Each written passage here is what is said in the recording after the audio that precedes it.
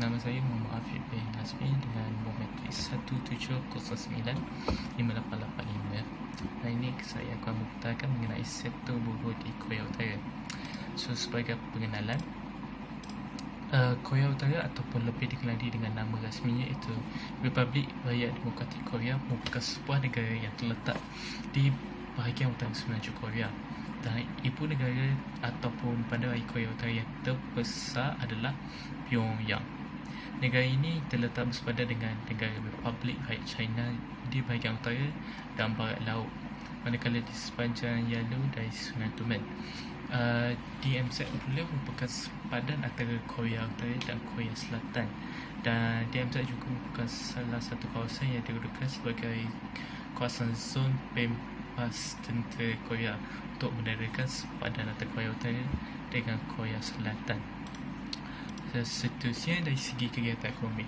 So, kegiatan ekonomi Korea Utara terbagi kepada tiga, iaitu dari segi kegiatan perindustrian, pertanian dan pelacuran. Dari segi kegiatan perindustrian, kebanyakan pakar mengatakan bahawa kegiatan ekonomi ataupun mengatakan bahawa ekonomi Korea Utara berada dalam keadaan yang tidak baik disebabkan oleh ekonomi negara tersebut merupakan mempunyai pasaran ekonomi yang tidak terbuka dan merupakan negara yang berhadapan dengan ekonomi paling kronik. Masalah ini berlaku disebabkan oleh pelaburan yang kurang daripada pelabur, kekurangan alat ganti dan penyelenggaraan yang buruk. Malah pembelajaran yang berlebihan kepada sektor ketenteraan juga merupakan salah satu faktor permasalahan yang menyebabkan kegiatan ekonomi Korea Utara tidak mampu berkembang. Namun begitu, ada kebanyakan pakar yang menyatakan bahawa sektor perindustrian Korea Utara telah menyumbang kepada hampir separuh daripada KDNK negara tersebut, yang kemudiannya diikuti dengan sektor perkhidmatan dan sektor perindustrian. So, dari segi perindustrian Korea Utara banyak meliputi dari segi kenderaan, penghasilan mesin, tenaga elektrik, bahan kimia, pelombongan, metalurgi dan sebagainya. Dan ekspor utama untuk kegiatan ekonomi Korea Utara adalah bahan mineral, metalurgi, perubatan senjata dan sebagainya. Seterusnya dari segi pertanian, Korea Utara mempunyai 4 musim, dan disebabkan oleh 4 musim tersebut, aktiviti pertanian yang dijalankan oleh Korea Utara agak terhad. So, antara aktiviti pertanian yang dijalankan oleh Korea Utara adalah dari segi aktiviti beras, kentang dan bahan rumah hijau seperti strawberry dan sebagainya. So, beras merupakan produk pertanian utama untuk penduduk Korea Utara, manakala kentang pula merupakan sumber makanan penting di Korea Utara. Dan ada juga yang menganggap makanan kentang ini merupakan makanan yang paling penting untuk mereka, sebabkan oleh pada tahun 1998 dan 2000 berlaku satu masalah kelaparan yang melanda Korea. So, disebabkan itu kebanyakan penduduk Korea Utara dia menggunakan kentang sebagai makanan utama mereka. Seterusnya dari segi bidang pelacuran.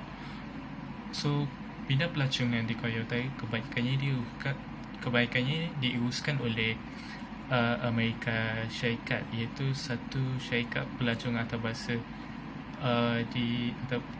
di Korea. So, semua pelancong atau pelawat yang datang ke Korea Utara akan diiringi oleh satu atau dua panduan ataupun tour guide yang biasanya boleh bertutur dalam bahasa Korea Utara. So, kebanyakan pengunjung merupakan pengunjung yang datang daripada negara China, Rusia dan Jepun. Kebanyakan pelancong yang pergi ke Korea Utara, mereka memilih sebabkan faktor harga yang rendah, kurang pencemaran dan iklim yang agak panas di Korea Utara. Dan antara kawasan yang bakal menjadi tarikan pelancong adalah kawasan resort pelacuran yang baru dibuka dan dirasmikan oleh Kim Jong-un CDV yang dikenali sebagai Masjid Vyonsky Resort yang terletak di Gangwon.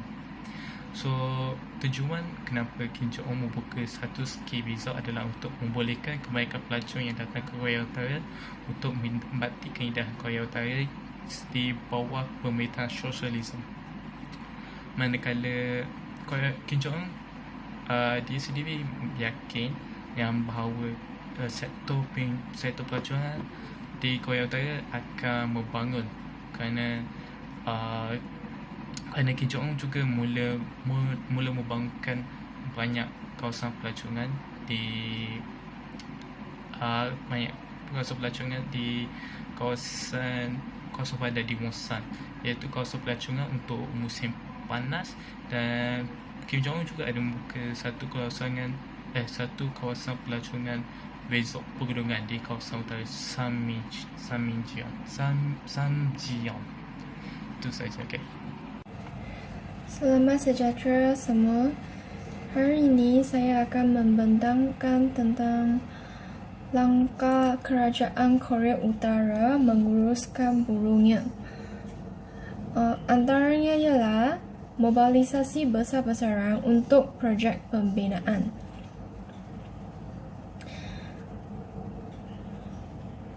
Mobilisasi besar-besaran bermaksud kerajaan akan memindahkan buruh dari seluruh Korea Utara ke sesuatu tempat, iaitu tapak pembinaan untuk membina tugu peringatan pemimpin-pemimpin ataupun membaiki bangunan yang sedia ada untuk membuat persiapan untuk acara besar seperti Kongres Parti Pekerja Tahunan, di mana seluruh rakyat di seluruh negara mesti melakukan kerja membaiki tempat untuk mengadakan acara tersebut.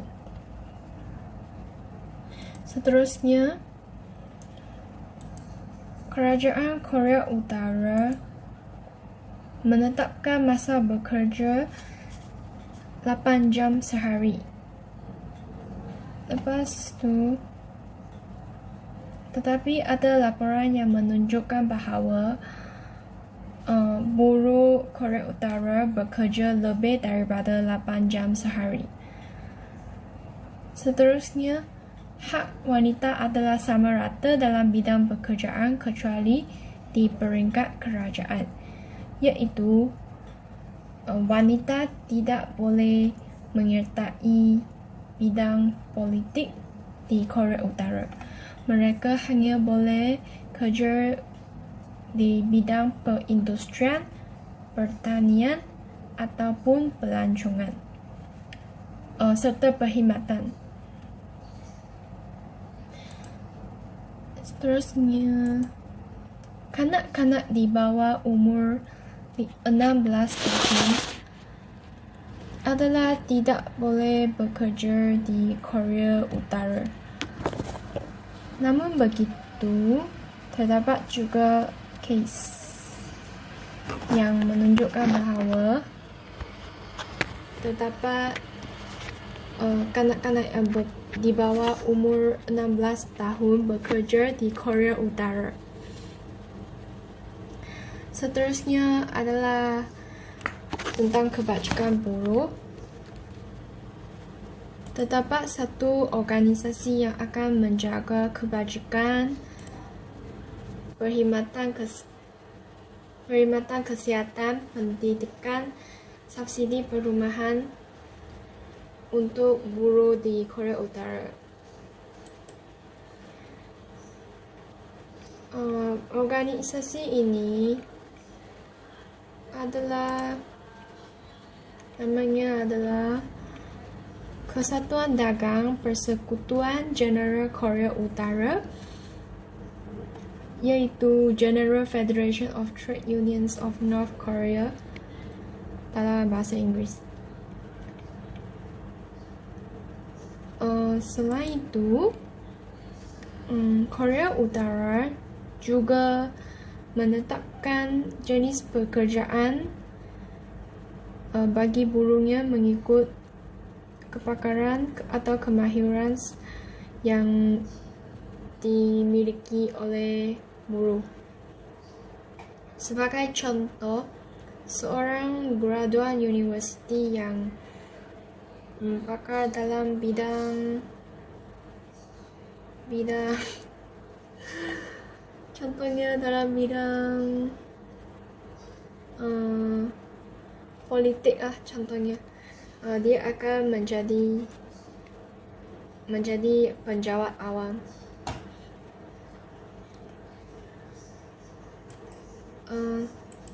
Kita lihat slide seterusnya adalah tentang cabaran atau masalah dalam sistem buruh di Korea Utara. Sebenarnya masalah buruh paksa tanpa gaji di Korea Utara adalah sangat serius. Okey, siapa yang akan dijadikan buruh paksa tanpa gaji? Mangsa yang utama memanglah rakyat Korea Utara. Tetapi didapati terdapat sesetengah buruh, maksudnya orang dewasa yang terpaksa bekerja dengan kerajaan. Sebagai contoh, untuk membuat persiapan bagi acara besar, mereka tidak akan dibayar kerana ini adalah untuk menunjukkan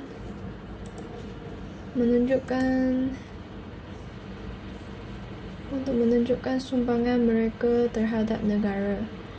Mereka diwajibkan percaya bahawa sumbangan serta semangat sedia berkorban untuk negara adalah untuk kesejahteraan diri mereka, kerana acara yang diadakan dipercayai boleh membawa keuntungan kepada negara dan rakyatnya. Terdapat juga budak sekolah yang terpaksa bekerja di kebun ataupun kerja yang berat seperti membina jambatan untuk membayar gaji pentadbir sekolah dan gaji guru mereka. Dan budak sekolah ini adalah berada di bawah tahun 16 tahun. Terdapat budak yang berumur 11 tahun hingga 16 tahun yang bekerja di Korea Utara selepas waktu sekolah, iaitu selepas pukul 1 petang. Seterusnya, buruh di Korea Utara tiada kebebasan bersuara untuk memperjuangkan kebajikan mereka. Mereka tidak boleh menubuhkan apa-apa organisasi yang berkaitan dengan kebajikan pekerja, dan mereka hanya boleh mengikut arahan dan apa-apa yang ditetapkan oleh kerajaan.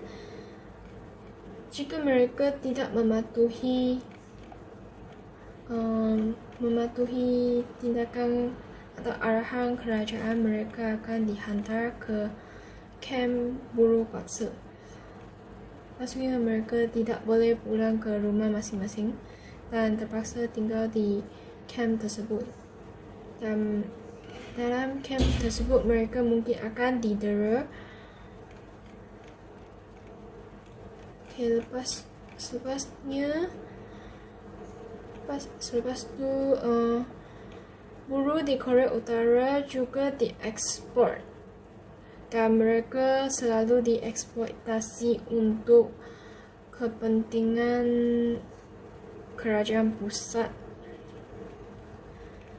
iaitu di bawah pimpinan Kim Jong-un, pemimpin Kim Jong-un. Kebanyakan mereka ditipu kerana mereka hanya boleh berbahasa Korea.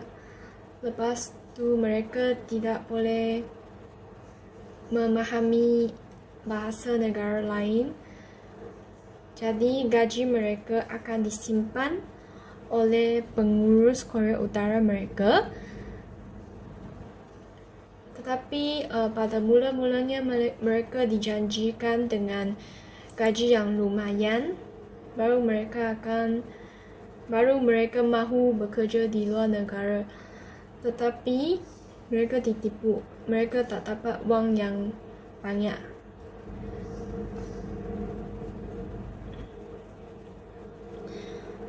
Mereka yang diekspor ke luar negara, buruh tersebut biasanya terdiri daripada lelaki yang sudah berumah tangga.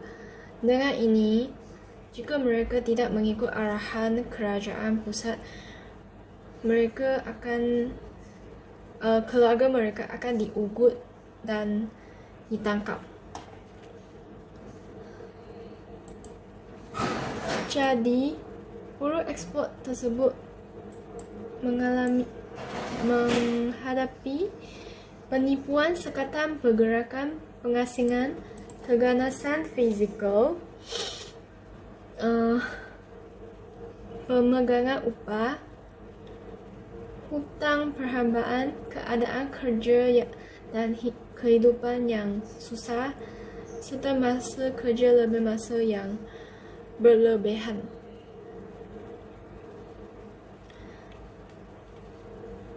Terdapat juga gejala rasuah dalam kalangan buruh di Korea Utara. Disebabkan oleh buruh diagihkan oleh kerajaan pusat yang jauh, maksudnya tempat kerja mereka yang diagihkan jauh dari rumah mereka, jadi mereka menghadapi masalah untuk menjaga orang tua di rumah. Jadi untuk menukar tempat kerja, mereka terpaksa memberi rasuah kepada pegawai tempatan. Seterusnya,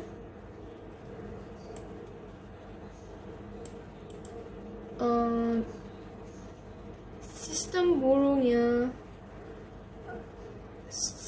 sebenarnya sudah melanggar hak kanak-kanak. Walaupun undang-undang di Korea Utara melarang kanak-kanak bekerja, tetapi didapati terdapat cikgu sekolah rendah yang membawa murid bekerja di kebun selepas waktu sekolah, seperti yang telah saya sebut tadi.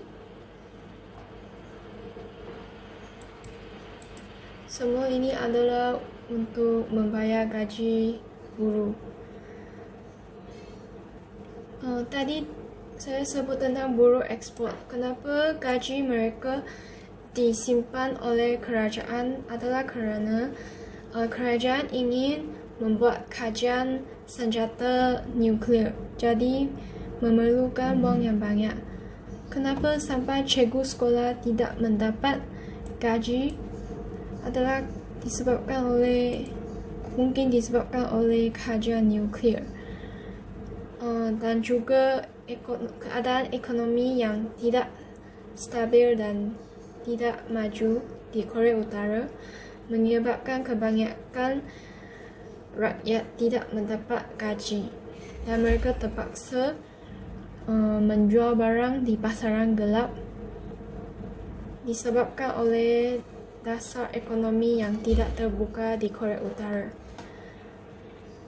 Kesimpulannya, keadaan ekonomi yang tidak stabil di Korea Utara menyebabkan buruh tidak dapat gaji. Jadi, cadangan yang diberikan ialah Korea Utara harus menumpukan perhatian kepada kebajikan buruh dan kesejahteraan rakyatnya, tetapi bukan menumpukan perhatian pada penyelidikan senjata nuklear yang tidak membantu membaiki taraf hidup rakyat, dan rakyat terpaksa hidup seksa disebabkan keadaan ekonomi yang tidak baik.